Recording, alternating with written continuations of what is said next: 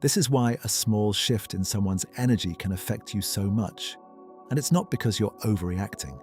It's why the moment they reply differently, take longer than usual, or just feel slightly off. Something in you knows.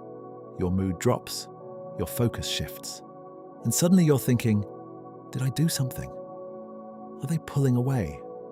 And even if you try to stay logical, it doesn't land as logic. It feels immediate, almost physical. That's because you're not just reacting to what they did. You're reacting to what your brain thinks it means. For a lot of people, this pattern didn't start in adult relationships. It started earlier than they realize. Not necessarily from something extreme, but from relationships where emotional connection wasn't always stable or predictable.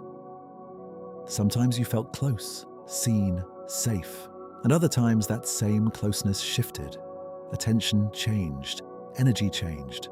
Availability wasn't consistent, so your brain adapted. It learned a very simple rule. Connection can change without warning. And if connection can change, you have to watch for it.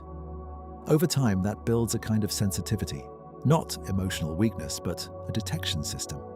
So now your brain becomes highly tuned to small shifts in people. Tone, timing, energy, distance. There's a system behind this. Your brain is constantly scanning for signs of emotional change, especially anything that could mean disconnection. And when it detects something like a delayed reply or a shift in tone, it doesn't process it as neutral. It flags it, not as nothing, but as check this. So your body reacts first. A drop in your stomach, tightness in your chest, restlessness, unease. That feeling of something is off that you can't quite explain. That's your nervous system activating, trying to prepare you for possible disconnection before you're even consciously aware of it. And then your mind kicks in. You start replaying messages, analyzing tone, searching for meaning. Not because you're trying to overthink, but because your brain is trying to resolve the signal it just received, because uncertainty feels uncomfortable, and your system is trying to close it. But here's the deeper part. If you grew up with inconsistent emotional connection, your brain didn't just learn to notice change, it learned to associate change with loss. So now, a small shift doesn't feel small. It feels like the beginning of something going wrong. Not always consciously, but in the background, it can sound like they're pulling away. Something changed. I might lose this. So what you're feeling isn't just reaction, it's prediction. Your brain is trying to protect you by anticipating disconnection before it fully happens. And that's why it feels so intense. Because it's not just about what's happening right now, it's about what your system believes this moment could lead to.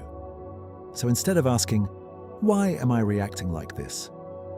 A more accurate question is, what did my brain learn about connection that makes this feel like a threat? Because when you see it that way, your reaction stops feeling random, and it starts making sense.